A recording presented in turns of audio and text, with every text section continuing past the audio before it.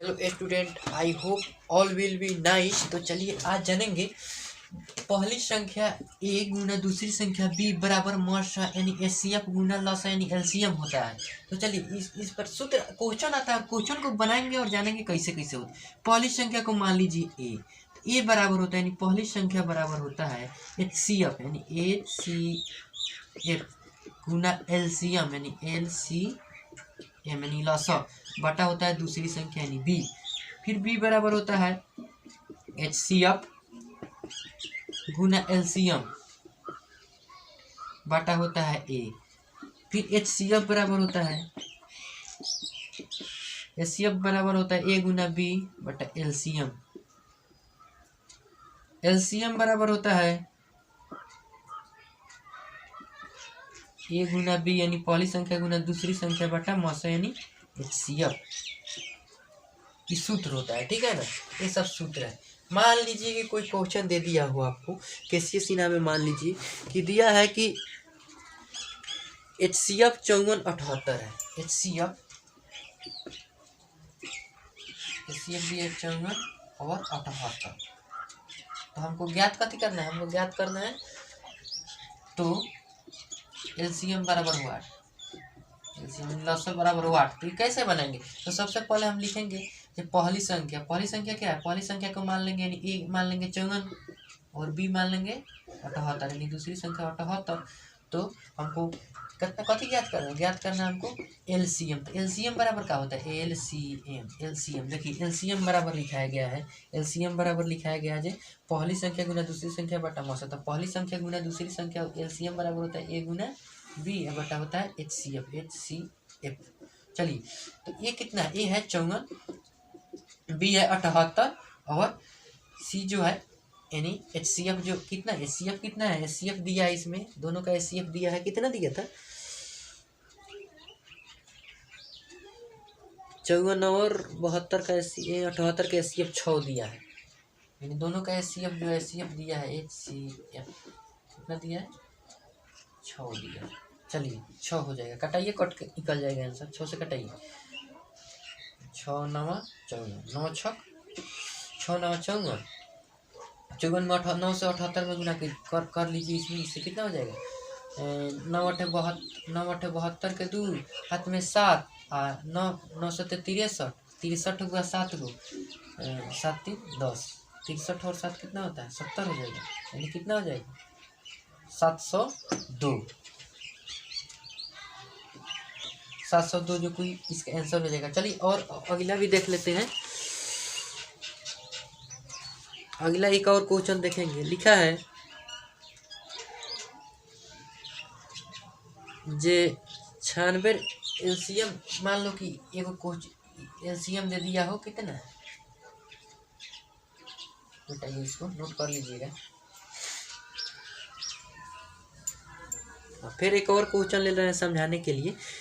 एक और question LCM दिया है 96 78 का 796 168 का एलसीएम कितना 96 है और कितना 168 है। 96 है और 168 है। 96 168 का दिया है आपका 672। हमको निकालना है पता थी जब एलसीएम दिया हो तो कितना निकालेंगे एच सी एफ हमको निकालना है। तो क्या होता है, तो सूत्र क्या होता है, तो पहली संख्या मान लीजिए ए कितना है 96 है, दूसरी संख्या बी कितना है 168 है। तो एच सी एफ बराबर क्या होता है एच सी एफ बराबर क्या होता है एच सी एफ बराबर होता है पहली संख्या गुना दूसरी संख्या ए गुना बी एलसीएम होता है ना। तो पहली संख्या बोलिए कितना है 96 है, दूसरी संख्या कितना है 168 है और एलसीएम कितना है एलसीएम यानी लघुत्तम दिया है। इसमें कितना दिया है 672 दिया है ना। इससे इसको कटाइए कई मरतबे कट जाएगा। ये आपका कटेगा 9 6 54 से 63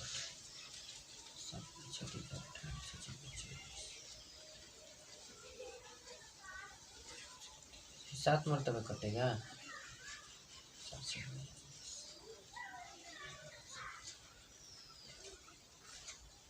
सात 7 मरतबे कट जाएगा, ठीक है ना। 7 मरतबे कट गया और इससे इसको कटाइए, इस कटेगा 7 दूना 14 और 7 चौका 28, 24, 7 दूना 14, 7 का 24 जो है आ जाएगा HCF बराबर कितना 24 आ गया। चलिए उसके बाद इसी तरह पहली संख्या दूसरी संख्या देता है तो इसी तरह हम बनाते हैं। तो चलिए अगले का क्वेश्चन फटाफट से नेट कीजिए, अगले का देखिए। देखिए ये अजीबोगरीब क्वेश्चन पूछा गया है, कहा है कि जांच कीजिए कि कोई प्राकृत संख्या n के लिए 6n अंक शून्य पर समाप्त हो सकती है, यानी 0 शून्य पर समाप्त हो सकती है।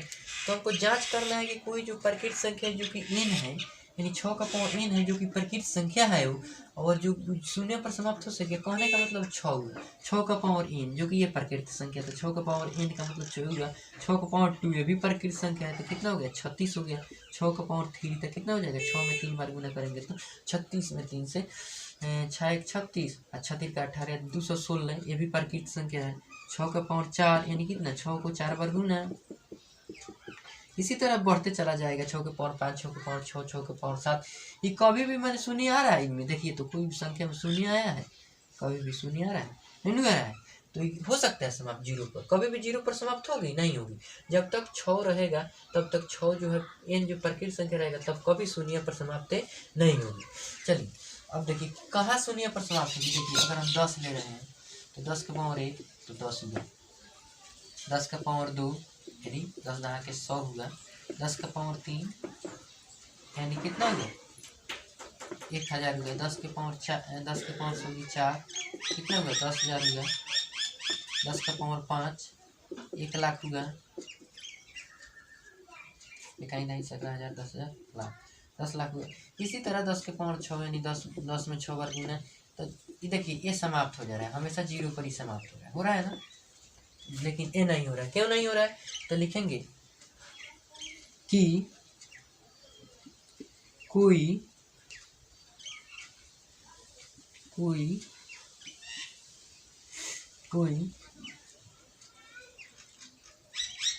संख्या तब तक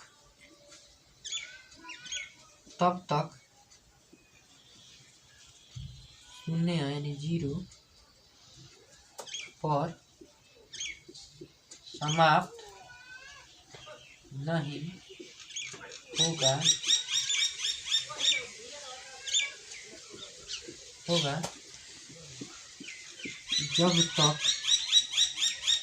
जब तक क्या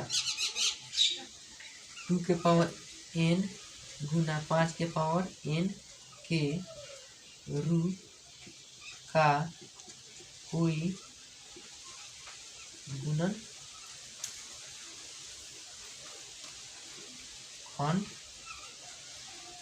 नहीं टोटली हो जाएगा, ठीक है ना।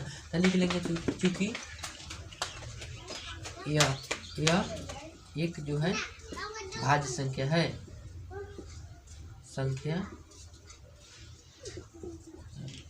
क्यों है, क्योंकि एक विभाजित होगा तो इसलिए यह भाज्य संख्या है, क्योंकि यह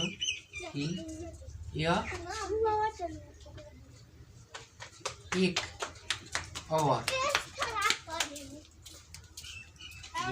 और स्वयं के अलावे किसी भी दूसरी संख्या से विभाजित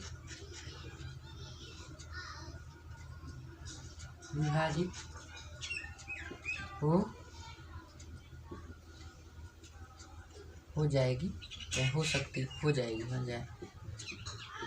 हो जाएगी, इसलिए यह क्या है, इसलिए यह भाज्य संख्या है, इसलिए यह भाज्य है। समझ गए, अपने मन से लिख दीजिएगा, ठीक है ना। चलिए इसको मिटा लो। फटाफट से पहले नोट कर लीजिए। चलिए एक और एनसीईआरटी का क्वेश्चन है जो कि हम लिख नहीं सकते हैं, बहुत अधिक है, इसलिए मैं पढ़ रहा हूँ, सुनिएगा। लिखा है इसमें कि किसी खेल के मैदान में चारों ओर एक वृत्ताकार पथ है।